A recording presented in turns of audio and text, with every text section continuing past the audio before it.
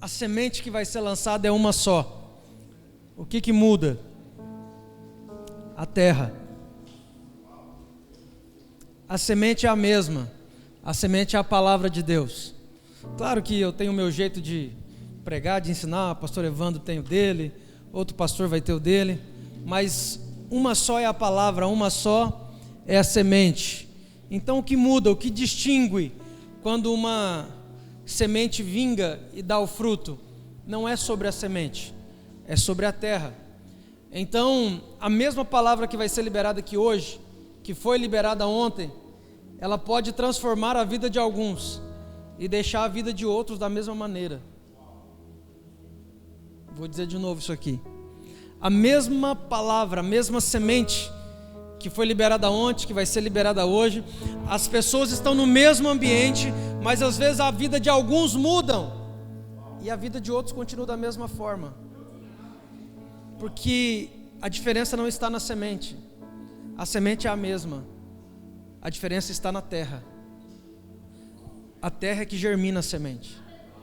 Olha para o seu irmão e fala assim: a terra é você. Olha para quem está lá e fala assim: você é terra boa. Fala aí, olha para essa pessoa e fala assim: eu declaro sobre a sua vida que essa semente vai cair sobre a terra do teu coração, vai germinar e vai dar fruto, não a 30, nem a 60, mas a 100 por 1, em nome de Jesus. E quem crê, diga aleluia! Oh! Aleluia! Aleluia! Aleluia! Aleluia! Existe uma atmosfera diferente aqui. E eu creio que Deus quer fazer algo nas nossas vidas. Deus quer liberar algumas pessoas para prosperar em um nível que elas ainda não prosperaram. Diga assim: chegou minha vez. Fala: chegou o meu tempo. Talvez você fale: pastor, mas minha vida está boa, estou prosperando. Deixa eu te falar, irmão, isso aí não é nada perto daquilo que Deus tem para você. Deus tem prosperidade para os seus filhos. Mas diga comigo: prosperidade é uma ferramenta. Ferramenta não é para criança, é para gente adulta. Ferramenta não é para criança brincar, é para adulto trabalhar. Prosperidade é uma ferramenta que Deus dá a filhos maduros para o cumprimento de um propósito. Quando nós entendemos isso, nós começamos a viver prosperidade em um nível que ainda não vivíamos. Porque não é, pensa o tanto que você quer prosperar. Deixa eu perguntar aqui, pergunta clichê: quem quer prosperar? Diga amém, levanta a mão assim, diga glória a Deus. Mas a sua vontade não é nada perto da vontade de Deus em que você prospere.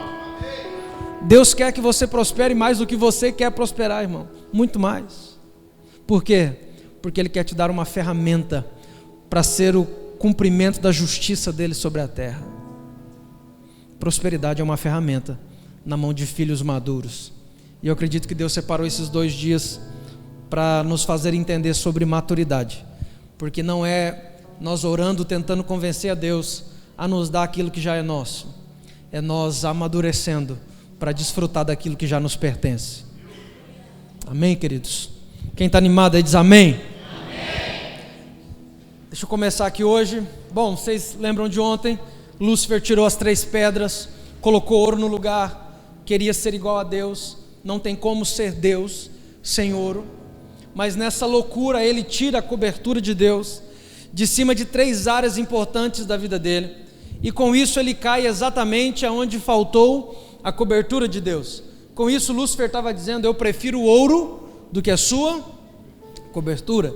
Então, como ele rejeita a cobertura de Deus naquelas áreas, ele cai justamente naquelas 3 áreas. E aí com isso gera todo é como se, igual você estivesse num ambiente fechado muito grande e você dá um grito, oh! E aquilo começa a repetir, começa a ecoar. Já tiveram essa experiência? Então é como se esse grito fosse dado no céu, e a partir da queda de Lúcifer, um eco começa a ecoar: diante de Deus ninguém pode reter o ouro. E esse eco, ele ecoou e continua ecoando, e vai ecoar por toda a eternidade: diante de Deus ninguém pode reter o ouro. E é por causa disso que nós dizimamos. Por quê? O dízimo é um símbolo de que eu não retenho ouro diante de Deus. O dízimo é um símbolo onde nós entendemos que eu reconheço com parte daquilo que Deus me dá, que Ele é o provedor da minha vida. As ofertas falam disso, a primícia fala disso. Eu não posso honrar a um Deus que eu não vejo, se eu não honro o sacerdote que Ele estabeleceu sobre a minha vida. Se você não tem a prática do princípio da primícia, eu quero incentivar você a começar a ter. Porque quando a gente fala assim, não, eu honro a Deus, se nós não honramos o sacerdote que Deus estabeleceu sobre nós, nós não poderemos jamais honrar a um Deus que nós não vemos, se nós não honramos o sacerdote que Ele estabeleceu sobre a nossa vida. Olha para quem está do lado e fala assim, isso é um princípio. E você sabe o que é um princípio? Princípio é o primeiro momento da existência de algo. Escreve isso aí. Princípio é o primeiro momento da existência de algo. Princípio é o primeiro momento da existência de algo. O tema de hoje é restaurando o princípio da provisão. Pode colocar Hebreus 11:3 como referência. O pessoal da mídia pode colocar para mim. Hebreus 11:3 vai dizer assim: pela fé entendemos que os mundos, essa palavra os mundos aqui não são planetas, são eras, ou seja, não está falando de vários mundos diferentes, está falando de dimensões diferentes, ok? Ou seja, está falando da dimensão física e da dimensão espiritual. Então o texto está dizendo assim, olha, pela fé entendemos que os mundos, as dimensões foram criadas pela palavra de Deus, de modo que o visível veio a existir a partir daquilo que não podemos ver. O que significa? Diga comigo, Deus é Espírito. Deus é Espírito. E Deus só tem uma palavra, Deus não tem duas palavras. Agora, como Deus que é Espírito vai governar dois mundos, sendo que Ele só tem uma palavra? Deus é Espírito. E a Bíblia diz que a palavra de Deus são Espírito e são vida. Então Deus tem uma palavra que precisa governar os dois mundos, tanto o espiritual como o mundo físico. O mundo espiritual é fácil porque Deus é Espírito, e se a palavra é Espírito, então está tudo certo. Mas como que essa palavra entra em ação no mundo físico? Diga comigo, através de princípio. Princípio é o primeiro momento da existência de algo.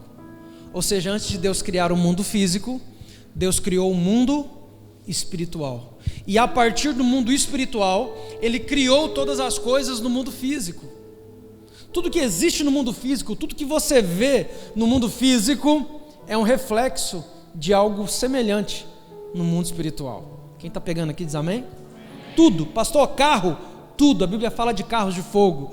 Tudo que você vê no mundo físico tem como origem a similaridade com o mundo espiritual. Mas como que Deus vai governar o mundo natural? Através de princípio. E princípio é o primeiro momento da existência de algo. Princípio não foi algo que um homem pensou e criou e falou, vamos fazer assim porque vai dar certo. Princípio é algo que Deus estabeleceu desde a eternidade, que governa o mundo espiritual e teoricamente governa o mundo natural. Princípios são chaves, escreve isso aí, princípios são chaves, que quando viradas, movem o sobrenatural em meu favor.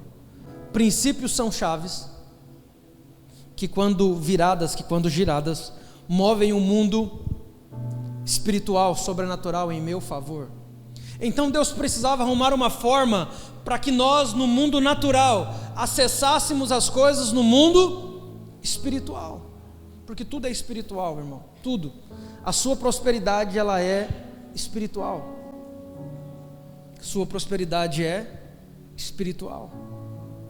Então Deus deixou princípios que quando nós acessamos da terra, nós mudamos no céu. O texto vai dizer assim, que tudo aquilo que ligares na terra terá sido ligado nos céus, e tudo o que desligares na terra terá sido desligado. A chave está na onde, irmão? Na terra ou no céu? Tudo que ligares na terra terá sido ligado nos céus. Isso fala de princípios. E o que eu quero falar com vocês nessa noite é sobre princípios. Quando Lúcifer cai e retém o ouro, um princípio é estabelecido no céu. Qual princípio? Eu disse ontem: diante de Deus ninguém pode reter o ouro, porque quando retemos o ouro estamos dizendo: eu sou igual ao anjo caído, eu prefiro o ouro do que a cobertura.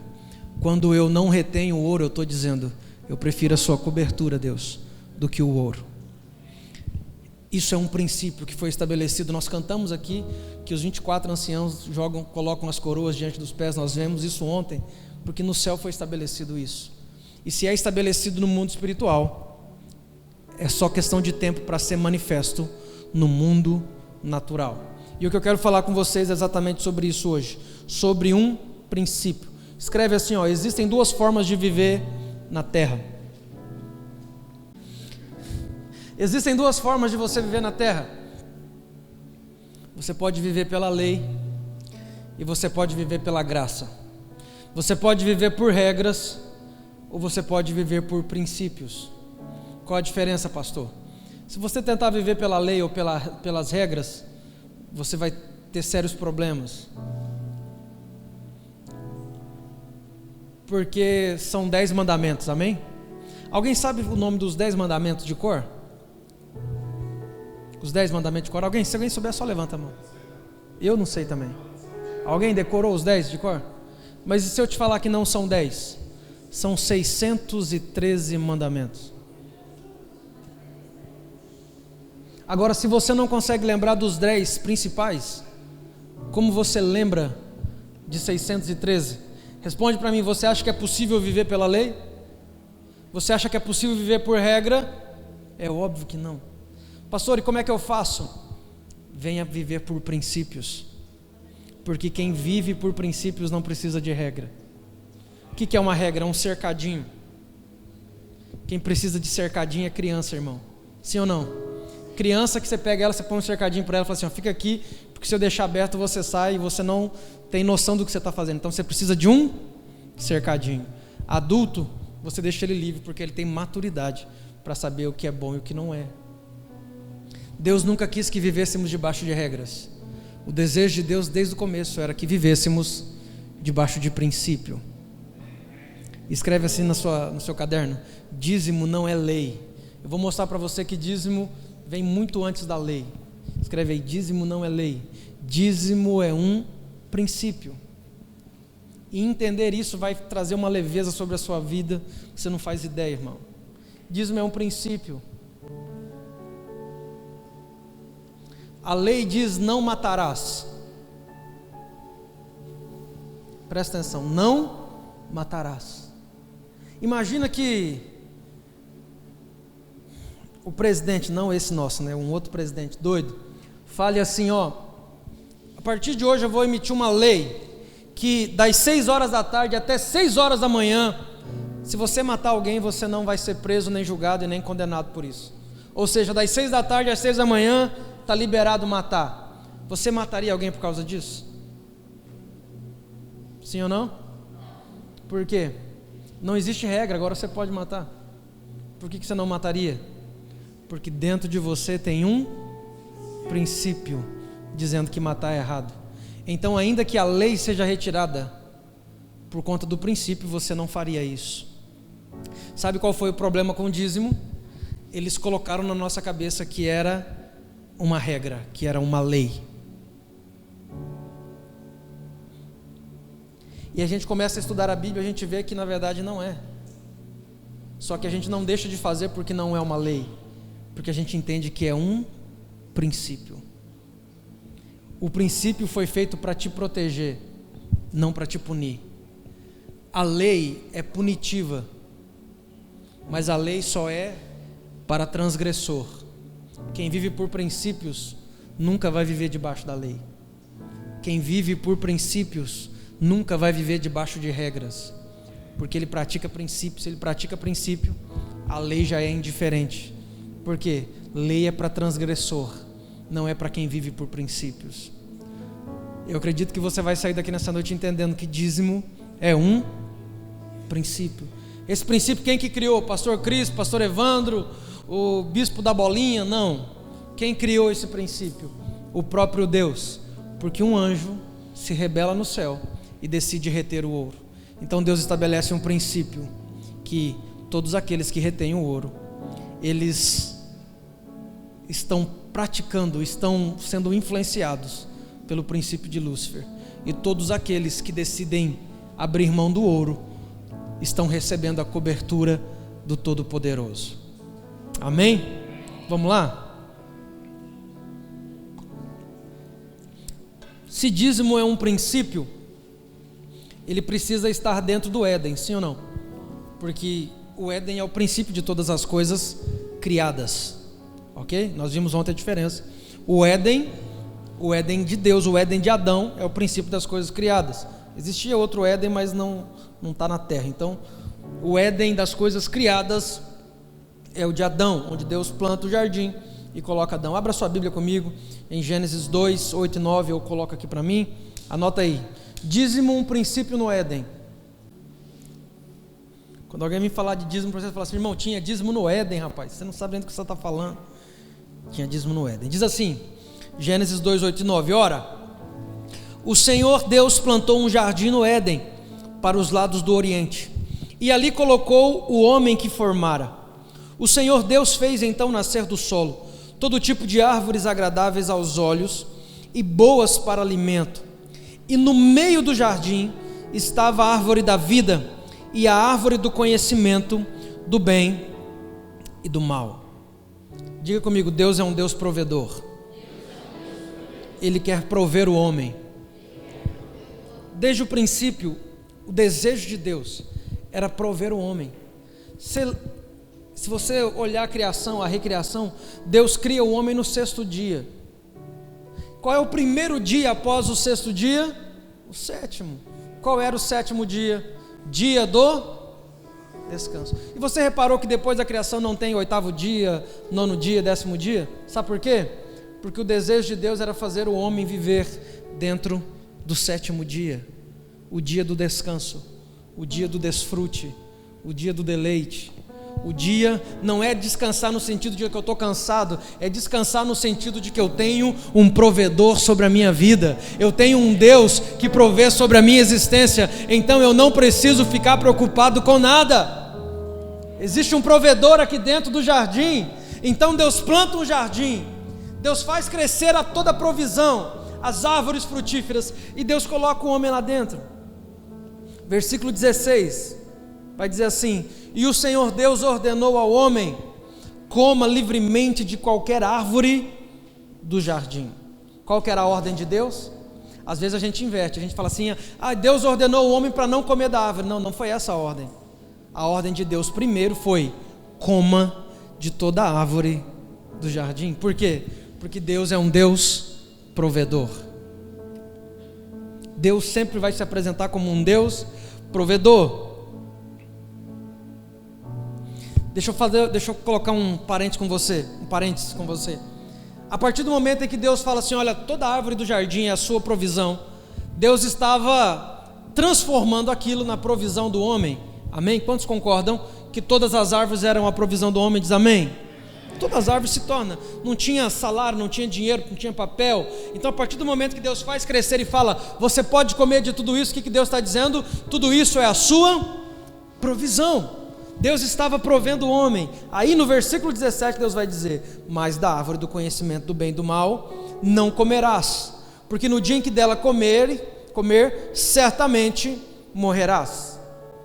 Onde é que está o princípio do dízimo aqui, pastor? Diga assim comigo: no meio da minha provisão. Bem forte. No meio da minha provisão existe algo que Deus separou para Ele, que Ele não me autoriza a comer. Diga comigo: lá no jardim era a árvore do conhecimento do bem e do mal. Na minha vida se chama dízimo. Conseguem ver o princípio? Não é uma regra, não é uma lei, é um princípio. Ou seja, Deus dá a provisão, mas fala: desses três que eu estou te dando, esse aqui eu não te autorizo, esse aqui eu separei para mim, eu deixo com você, porque eu não quero tomar da sua mão, eu quero ver o seu coração em reconhecer que eu sou o provedor. O princípio é: de tudo você pode comer, mas da árvore que eu separei para mim não coma. Porque qual é a sentença? No dia que você comer, você morrerá. E Adão então desobedece e come. E qual é a sentença que vem sobre Adão? Enquanto Adão respeitou a direção de Deus, a ordem de Deus, de comer de todas as outras menos dessa, Adão estava dentro do jardim de Deus. Presta atenção, irmão, Adão nunca trabalhou na vida. Foi criado dentro de um ciclo de provisão abundante. E enquanto ele respeitasse isso, isso nunca cessaria.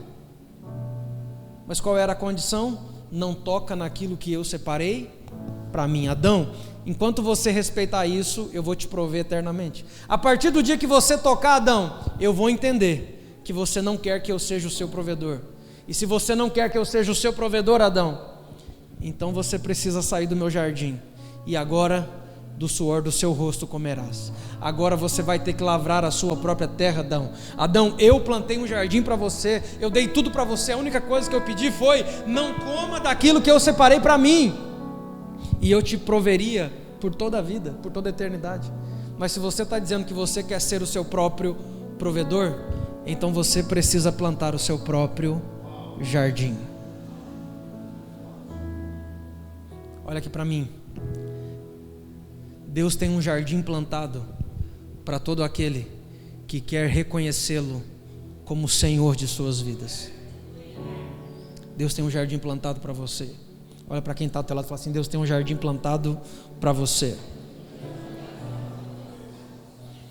Quem fere o princípio do dízimo vai ter que plantar o seu próprio jardim. Quem fere o princípio do dízimo está dizendo: eu não quero a cobertura de Deus, eu prefiro reter o ouro. É mais sério do que a gente imagina. Quem está entendendo diz amém. Você já reparou que em Gênesis 1, presta atenção nisso aqui, a palavra Senhor não aparece, só aparece a palavra Deus.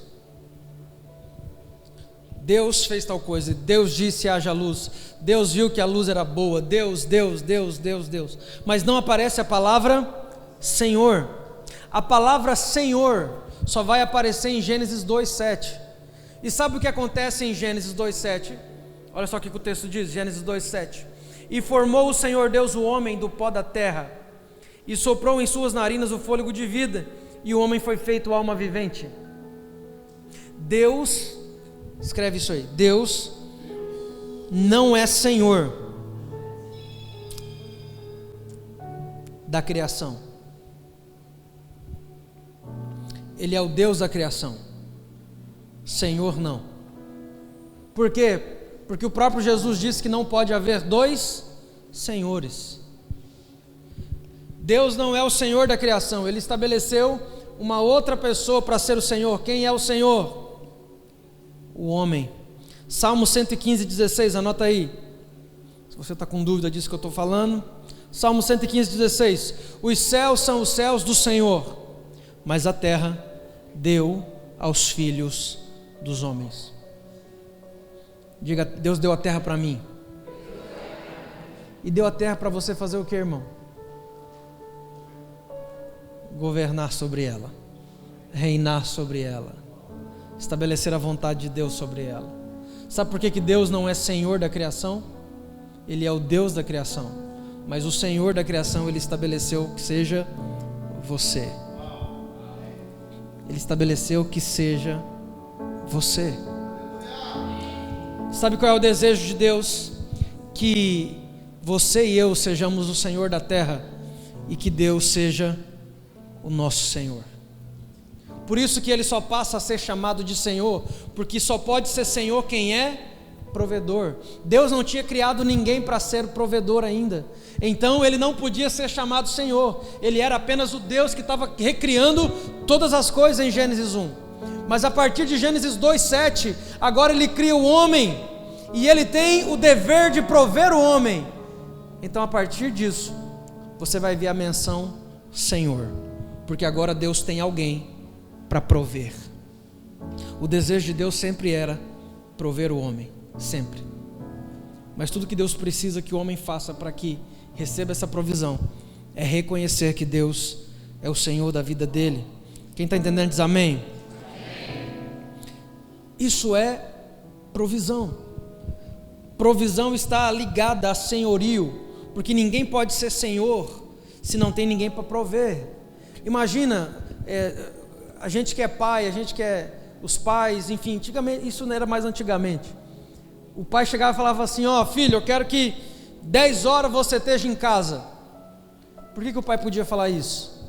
Porque ele era o Senhor, o provedor do lar. Então, se ele é o provedor, é na hora dele. Aí o filho falava assim: não, pai, você vai ver, daqui a pouco eu estou fazendo 18 anos. Aí você vai ver, não vai ver nada, vai continuar chegando na horário que eu mandar. Enquanto estiver debaixo da minha casa, enquanto estiver comendo a minha comida, enquanto estiver vivendo as minhas custas. Se é eu que estou provendo, é eu que mando. É assim ou não é? Com Deus não é diferente, irmão. Sabe por que Ele quer ser o provedor da sua vida?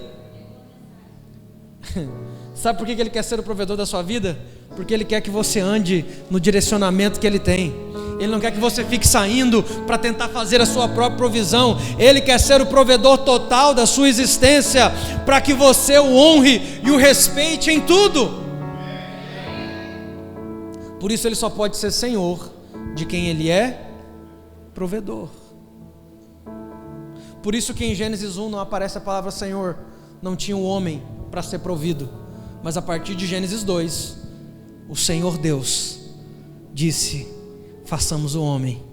O Senhor Deus planta e faz crescer as árvores do jardim, porque a partir de agora Ele tem alguém para prover. E eu quero mostrar para você sobre o dízimo de Jacó. Escreve aí, o dízimo de Jacó. Gênesis 28, 18. Diz assim: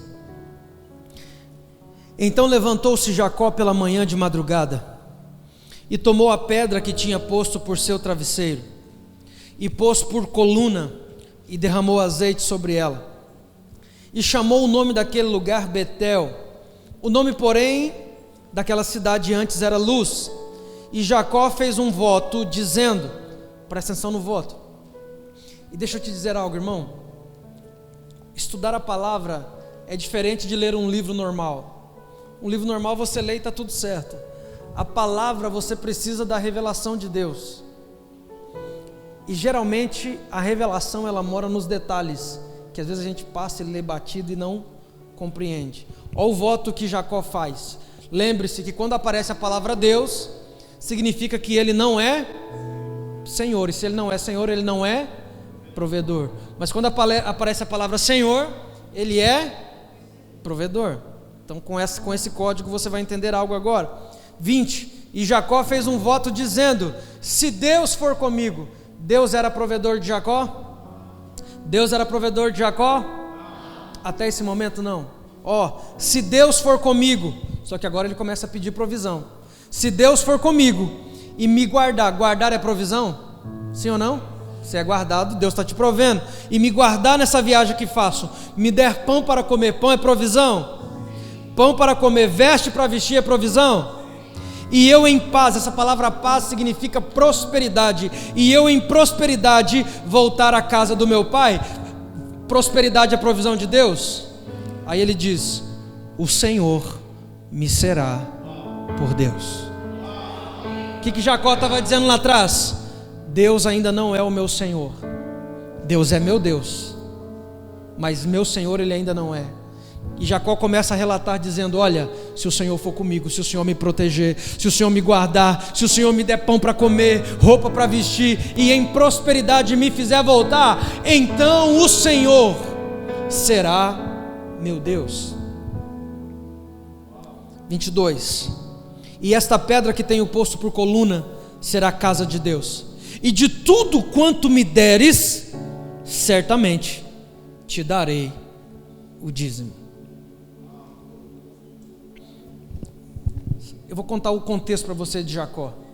Sabe como é que Jacó está no deserto nesse momento aqui, fazendo essa oração. Lembra que Jacó roubou a bênção de Esaú? Roubou não, na verdade. Ele comprou a bênção de Esaú com um prato de lentilhas, lembra da história?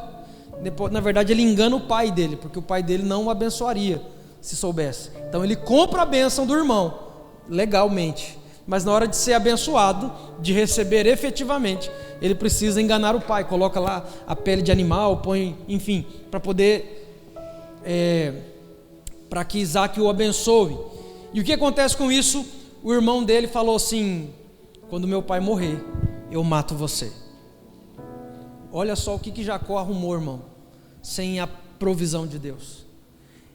E o pai dele estava perto de morrer, então ele foge. Ele falou: eu vou embora daqui, porque senão meu irmão vai me matar. E ele está no deserto, fazendo essa oração. A Bíblia diz que ele está no deserto, ele pega uma pedra, coloca por... Aqui a tradução é travesseiro, mas não é isso. É porque como eles tinham muitos animais, eles colocam uma pedra grande atrás, para que ele possa dormir e ficar protegido atrás. Então qualquer perigo que venha de frente. Foi isso que ele fez. A Bíblia diz que ele pega óleo e joga sobre essa pedra, selando aquela aliança que ele estava fazendo com Deus. Diga comigo: toda aliança que eu faço com Deus, ela precisa ser selada no mundo espiritual. Jacó está fazendo um voto, mas não é apenas um voto de boca para fora. Eu quero que você se lembre que naquele momento o azeite era algo muito valioso, muito caro. Então ele pega esse azeite e derrama todo sobre essa pedra, dizendo: eu estou selando a aliança que eu estou fazendo com Deus. E ele começa a dizer isso: se o Senhor for comigo, me guardar, então o Senhor vai ser o meu Deus. Mas ele está fugindo da morte. Tudo que ele conseguiu até esse momento da vida dele, ele estava no deserto com a roupa do corpo, sem comida, fugindo da morte do irmão. Essa era a provisão que Jacó tinha. Mas nesse momento ele faz uma aliança com Deus. Olha para o seu irmão e fala assim: no dia que você fizer um pacto com Deus, para Ele ser o Senhor da sua vida, nunca mais a sua vida será a mesma. Nunca mais. Eu posso garantir isso para você. Nunca mais. Então tudo que Jacó tinha conquistado era na força do seu braço, não debaixo da provisão de Deus. E tudo que ele tinha conquistado era fugir da morte, porque o irmão queria matá-lo. Mas ele faz um pacto com Deus. E a Bíblia diz que ele vai então, encontra Labão e começa a trabalhar para poder casar com a filha de Labão, Raquel. Lembra a história? Para a gente não precisar ler aqui, para não ficar muito comprido.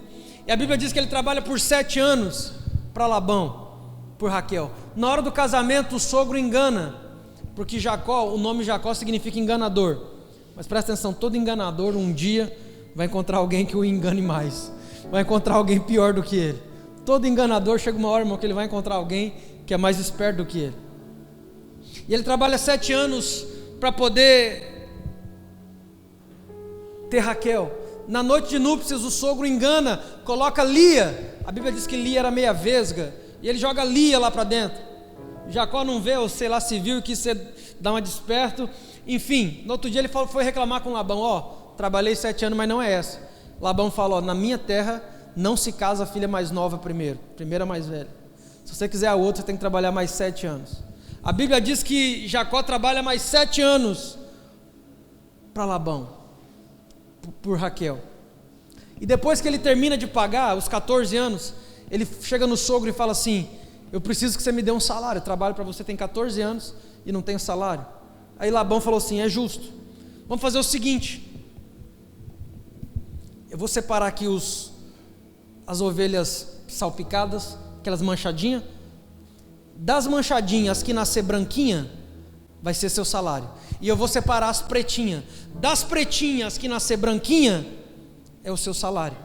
Tinha jeito de nascer, irmão? Você separou, você coloca as ovelhas pretas para cruzar com a preta, dá preta, não tem como. Mas Labão falou: o seu salário vai ser as que nascer branca. E das salpicadas falou: as que nascer branquinha também vai ser. Sabe o que acontece? Labão começa a tentar enganar Jacó, mas Labão não sabia que Jacó tinha feito um pacto com Deus lá atrás. Porque quando nós fazemos um pacto, chamando Deus para ser o nosso Senhor, irmãos, aquilo que nós temos já não é nosso, pertence a Deus. Quando alguém toca naquilo que é nosso, não está tocando naquilo que é nosso, está tocando naquilo que pertence a Deus. A Bíblia diz que das salpicadas nascia branquinha, e das pretinhas nasciam branquinhas. A Bíblia vai dizer que Labão mudou o salário de Jacó 10 vezes. Eu vou ler aqui o texto para você, irmão. 10 vezes. 10 vezes ele muda o salário. Gênesis 31:7, anota aí, põe para mim aqui. Gênesis 31:7. Aqui é Jacó dizendo para as esposas: mas vosso pai me enganou e mudou o meu salário 10 vezes, porém Deus não lhe permitiu que me fizesse mal. Sabe o que significa, irmão? Jacó tinha feito um pacto com Deus lá atrás. Labão não sabia. E quanto mais Labão tentava enganar Jacó, mais Jacó prosperava. Porque agora não era Jacó. Não era o Jacó que estava lá no deserto. Era um Jacó que fez um pacto com Deus. E sabe qual foi o resultado disso? Ele trabalhou 14 anos para ter as 2 esposas. E não ganhou nada com isso. Mas a Bíblia diz que em 2 anos, trabalhando dessa forma, com o sogro tentando enganá-lo, em 2 anos ele estava mais rico que Labão, a ponto de Labão chegar e falar assim: olha, saia das minhas terras, porque as suas posses são maiores do que as minhas, não dá para a gente ficar junto mais, você precisa sair daqui. Sabe qual é o nosso problema? A gente faz um pacto com Deus, e a gente vai lá e faz 1 mês, faz 2 meses, faz 3 meses, e a gente quer que em 2, 3, 4, 5 meses Deus mude a nossa história completamente, sendo que às vezes tem anos a gente fazendo coisa errada. Olha aqui para mim, antes de Deus liberar graça e favor financeira sobre as nossas vidas, Deus vai provar o nosso coração. Por 14 anos Jacó ficou fazendo certo e parecia que nada estava mudando. Isso fala sobre perseverança. Às vezes a gente quer fazer 2, 3 meses certo e acha que isso vai ser suficiente. Olha para quem está ao teu lado e fala assim: Deus vai provar teu coração. Deus vai provar teu coração. 14 anos não mudou nada. Mas sabe o que acontece em 2 anos? Em 2 anos de graça e favor, Deus multiplica as posses de Jacó de uma maneira que ele se torna mais rico em 2 anos do que o sogro em mais de 30 anos. Porque quando nós temos um pacto com Deus, uma aliança com Deus nessa área, não somos nós que somos responsáveis pela provisão. Nós temos um Deus que é responsável pela nossa provisão. Nós temos um Deus que é responsável por prover. Nós temos um Deus que é responsável por abençoar. Nós temos um Deus que é responsável por fazer com que eu e você sejamos supridos em todas as coisas. Deixa eu explicar um pouquinho mais sobre o princípio do senhorio. O princípio do senhorio de José. Gênesis 47, 23. Isso aqui você conhece a história também. Eu vou economizar a lida para você, para a gente não gastar tanto tempo com isso. Era o tempo das 7 vacas magras e os 7 anos das vacas gordas, lembram? No tempo dos 7 anos das vacas gordas, José dá um direcionamento para Faraó dizendo: junta tudo em celeiro, tudo que você puder junta, porque vai vir o tempo de fome. Vai ser 7 anos de fome. E quem tiver mantimento, quem tiver semente no tempo de fome, tem uma chave de prosperidade. Escreve isso aí. Quem tem semente em tempo de fome, tem uma chave de prosperidade.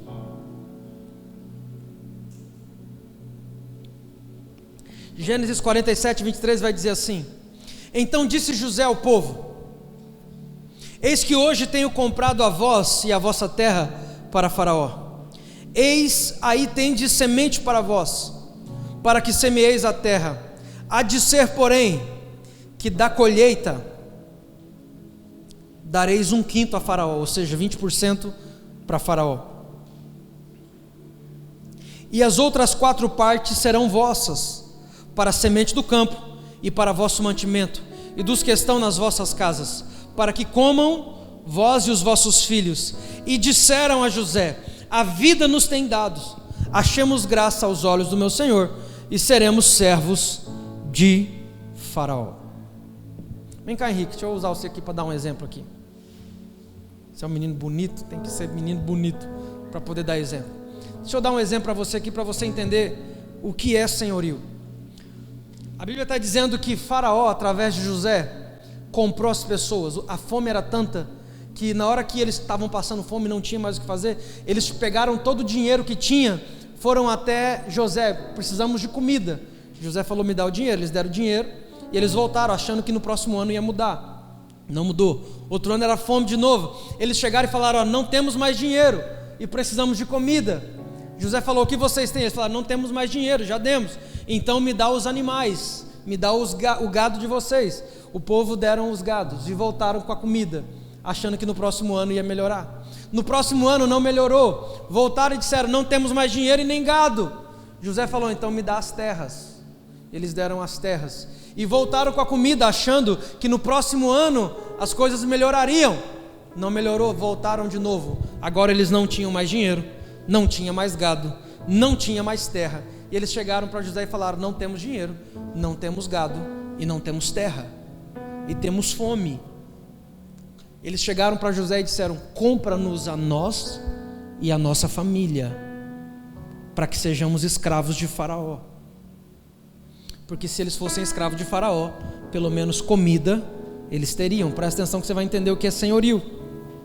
E aí então Faraó comprou o dinheiro deles com a semente, comprou o gado com a semente, comprou a terra com a semente, e por último comprou eles mesmos. E aí o texto que nós lemos, José está dizendo: olha, eu vou colocar vocês em uma terra que eu comprei, vou dar para vocês a semente, vocês vão plantar essa semente, vocês vão colher essa semente, e da colheita vocês vão dar 1/5, 20% para Faraó, como um reconhecimento de que Faraó é senhor de vocês e está abençoando vocês dessa forma. Era um bom negócio, sim ou não? Sim ou não? Eles não tinham nada?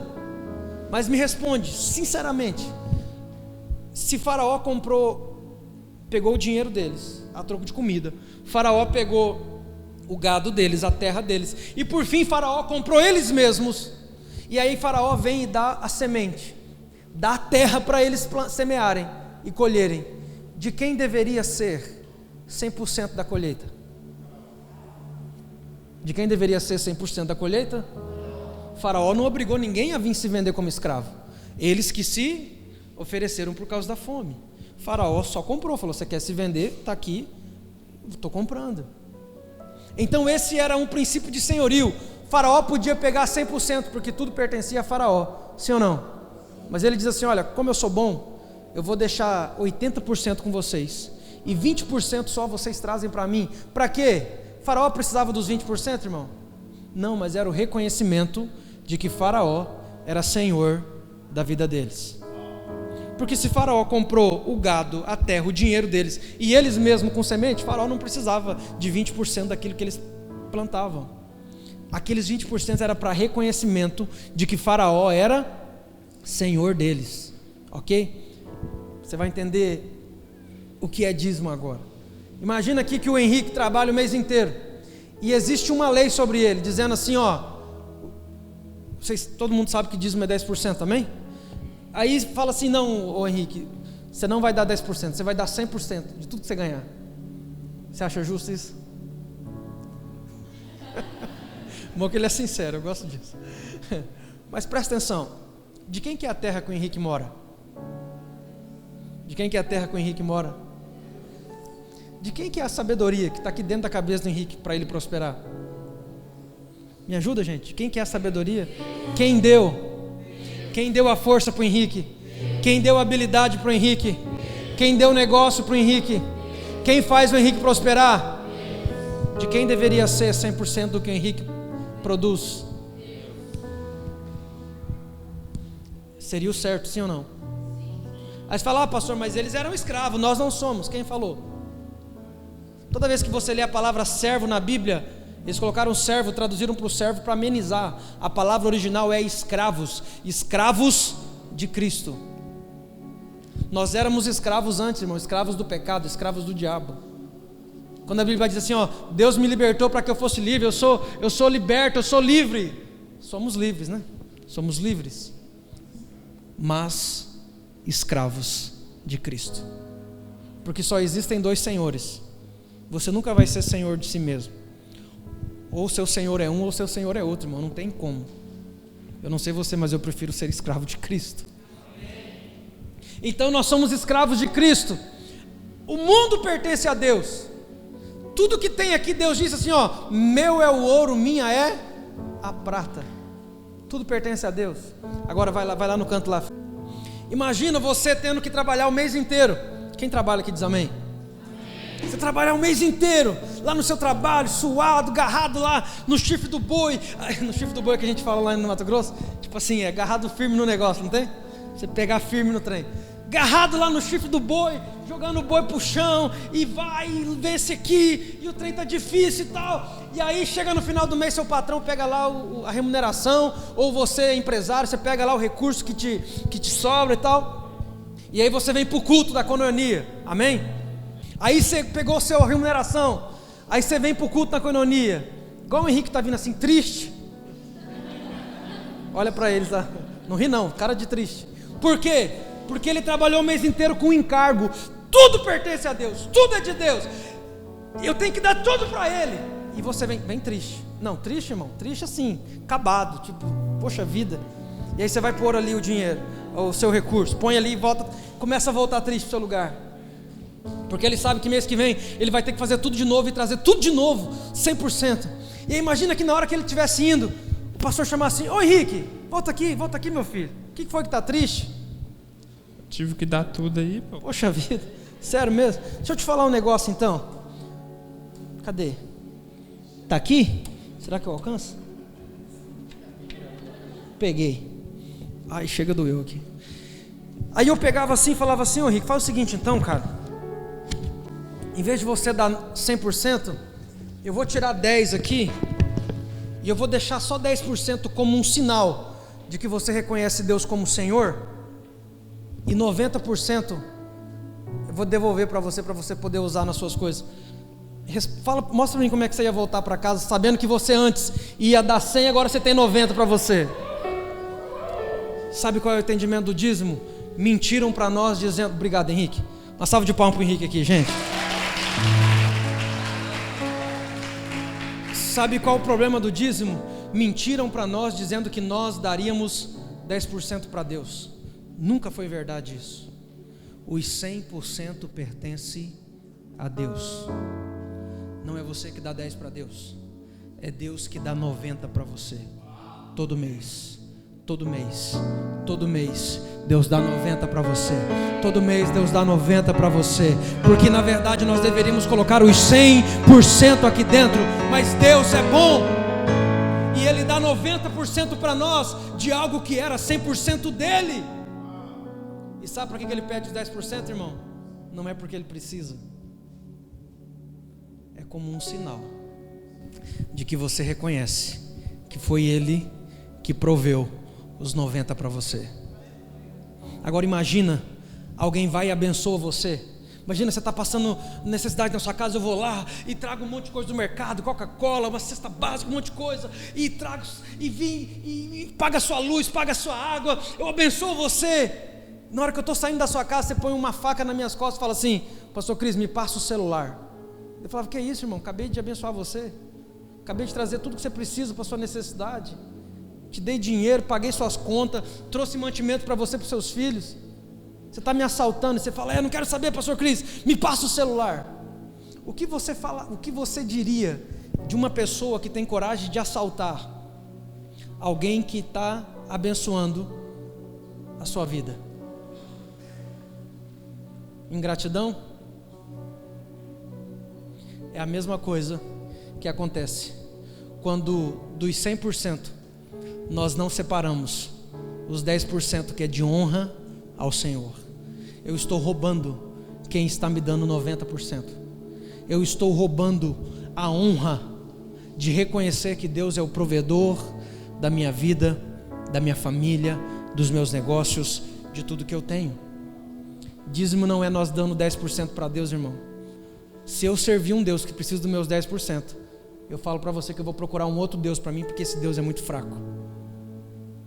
Porque se Deus precisar de 10% do que eu ganho, e olha que eu ganho muito dinheiro, eu ganho absurdamente, tem hora que eu não consigo nem contar de tanto dinheiro que eu ganho. Fala amém aí, santo. Mas ainda assim, se Deus precisar de 10% meu, não serve para ser meu Deus. Então não é eu que dou 10 para Ele, é Ele que todo mês me abençoa com 90. E com 10%, sabe o que eu faço? Eu reconheço que foi Ele que me deu 90.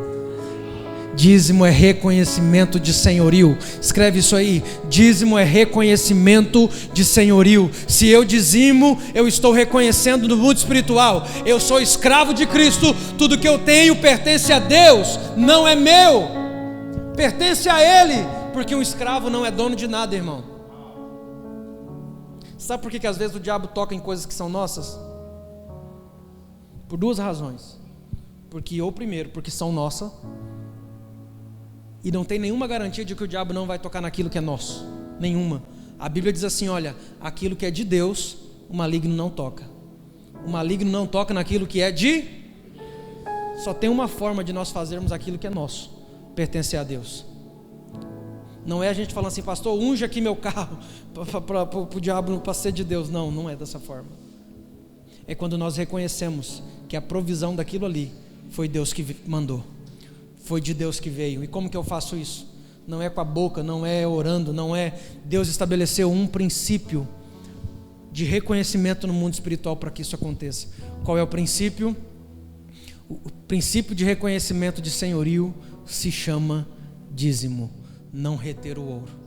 Quando eu não retenho o ouro, eu estou dizendo: Deus é a cobertura da minha vida, Deus é a provisão da minha vida. Tudo que eu tenho, tudo que eu desfruto é provisão de Deus sobre mim. Não existe outra forma de fazer isso, irmão. Acredite em mim, não existe. Dízimo é reconhecimento de senhorio. Quem está entendendo diz amém? Dízimo é reconhecimento de senhorio. Pastor, quem está livre de dar o dízimo? Tem pessoas que estão livres de dar o dízimo? Claro que tem. Vou falar aqui, vai que é o seu caso. É que tem gente que não gosta de dar. Então vai que é o seu caso, anota aí, vaso. Vai que você... Opa, estou livre de dar o dízimo, glória a Deus. Eu não sei se é glória a Deus, mas vai aí. Quem que está quem que está livre de dar o dízimo? Se tudo que você faz é na força do seu braço. Se o jardim da sua provisão foi você que plantou. Se você é o próprio Senhor da sua vida, então você não precisa dar o dízimo. Você pode comer ele. Se tudo que você faz é na força do seu braço, se o jardim da sua provisão é você que planta, você está livre de dar o dízimo. Qual foi o voto de Jacó? De tudo quanto me deres, certamente eu te darei o dízimo. Ou seja, certamente eu vou reconhecer que foi o Senhor que fez chegar na minha mão. Agora eu não sei, irmão, porque a Bíblia vai dizer assim: olha, é o Senhor vosso Deus que vos dá habilidade para adquirir riqueza. Eu não sei, eu lembro que uma vez eu pastoreei uma igreja lá na Pedra Preta, e o irmão era meio soberbo, e um dia eu falando alguma coisa assim, falando assim, que é Deus que nos abençoa, que é Deus que faz. Aí ele disse: não, pastor, Deus pode até abençoar, mas ó, é 50-50. Eu também garro firme no chifre do boi, e eu vou para cima e a coisa acontece. Eu falei: não, claro que você tem que ir para cima, claro que você tem que ir, porque a Bíblia diz: prepara-se o cavalo para o dia da batalha, mas quem dá vitória é o Senhor. Ou seja, a parte de preparar o cavalo é nossa, amém? Eu deixo o cavalo prontinho, irmão, mas eu sei que o que vai fazer eu ganhar a batalha não é o cavalo preparado, é o Senhor que vai me dar a vitória. Mas isso não me exime da responsabilidade de deixar o cavalo preparado, ok? E aí eu conversando isso com ele, ele falou assim: não, eu não concordo, pastor, eu acho que é 50-50, eu preciso ir para cima também, não adianta nada Deus abençoar e eu não... Aí eu falei: então vamos fazer o seguinte, vem cá que eu vou orar. Ele trabalhava com vendas. Eu falei assim: eu vou orar. E falei: como é que foi o seu mês de venda? Ele falou: foi muito bom, bati a meta. Eu falei: fechou Goiás. Eu falei: vou orar. Mês que vem eu vou pedir para Deus retirar todo o favor, toda a graça, toda a bondade dele de sobre a sua vida. Mês que vem eu vou pedir para Deus deixar só você, na força do seu braço, na sua inteligência, na sua capacidade, para você fechar os negócios. Ô pastor, está amarrado em nome de Jesus, você está doido? Eu falei: não, doido está você, achando que o que você vive é resultado somente do seu esforço. Eu falei: irmão, se Deus não fizer, nada acontece na sua vida. Se Deus não estiver com você desde a hora que você levanta até a hora que você vai dormir, nada flui na sua história. Tanto é que ele não quis deixar eu orar para Deus deixar ele sozinho no mês seguinte. Sabe por quê, irmão? É Deus que nos dá habilidade para adquirir riqueza. E quando nós entendemos que dízimo é um reconhecimento de senhorio, que dízimo não é eu dando 10, é Deus me dando 90. O dia que eu entendi isso aqui, irmão, acabou o meu problema de peso. Porque às vezes a hora da oferta é aquele momento que a gente deveria vir com gratidão a Deus. Por quê? Deus está me dando 90, então vou lá na frente jubiloso, vou lá na frente com alegria, vou lá na frente. A gente vem, poxa, estou dando 10% para Deus. Nossa, faz isso não, irmão. Deus não precisa dos seus 10%, mas você precisa dos 90% que Ele te dá todo mês. Deus não precisa dos seus 10%. Antes de você nascer, Ele já era Deus. Você nem dava nada e Ele já era Deus. Mas nós precisamos dos 90% dEle todos os dias na nossa vida. A provisão dEle todo momento na nossa história. A grande pergunta é, quando a Bíblia diz assim, olha, que o espírito do anticristo já opera. Quem já leu esse versículo? O espírito do anticristo já opera. Sabe qual é o espírito do anticristo, irmão? O espírito que é contrário ao reconhecimento de senhorio de Jesus. O espírito que é contrário ao dízimo. Nunca vivemos uma era onde as pessoas têm se levantado contra esse princípio de forma tão forte. Se você for pesquisar quando chegar na sua casa na internet, põe lá dízimo, você vai ver muito mais pessoas dizendo para não fazer do que para fazer, dizendo que é da lei, dizendo que é isso, dizendo que é aquilo, fala um monte de coisa. Mas qual que era o objetivo de eu mostrar para você que isso não é uma lei, isso é um princípio. Princípio de reconhecimento no mundo espiritual. Se eu reconheço que Deus é o Senhor da minha vida, então Ele é o meu provedor, automaticamente eu sou escravo de Cristo e tudo que eu tenho, tudo que eu sou, pertence a Ele. Isso inclui as nossas famílias, isso inclui o nosso casamento, isso inclui os nossos filhos. Que eu não tenho tempo aqui para falar do dízimo de Jó. Lembra da história de Jó? Aquilo que Jó fazia em oferta e sacrifícios aos seus filhos, nada mais era do que dízimos. E a Bíblia diz que Deus criava uma cerca de proteção. Então o que acontece? Aquilo era uma cerca de proteção. Por quê? Porque o dízimo faz isso na nossa vida. Nós estamos declarando no mundo espiritual: eu não pertenço a mim, pertenço a Deus. Minha esposa não é minha, é de Deus. Meus filhos não são meus, é de Deus. As minhas coisas, as minhas posses não são minhas, são de Deus. Se coloca de pé no seu lugar.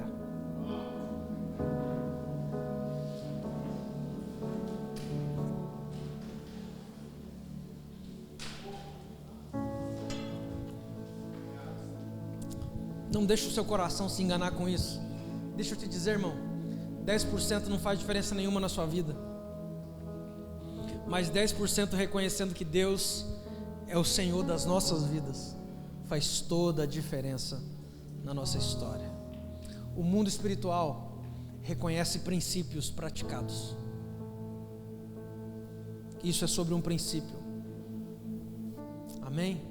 Vamos orar? Pai, em nome de Jesus nós te louvamos, nós adoramos o teu nome, nós bendizemos ao Senhor, Pai, por essa atmosfera, bendizemos ao Senhor, Pai, pela tua presença, pela tua graça, favor sobre nós. Pai, em nome de Jesus, que Satanás não roube a semente da tua palavra em nosso coração, mas, ó Deus, que o nosso coração possa produzir e germinar essa semente, Deus, não a 30 e nem 60, mas 100 por 1, como a tua palavra nos diz e nos garante. Pai, em nome de Jesus, nós declaramos bênção, graça e favor sobre a vida do teu povo, em nome de Jesus. Se você crê, diz amém. Aplauda Jesus, aleluia.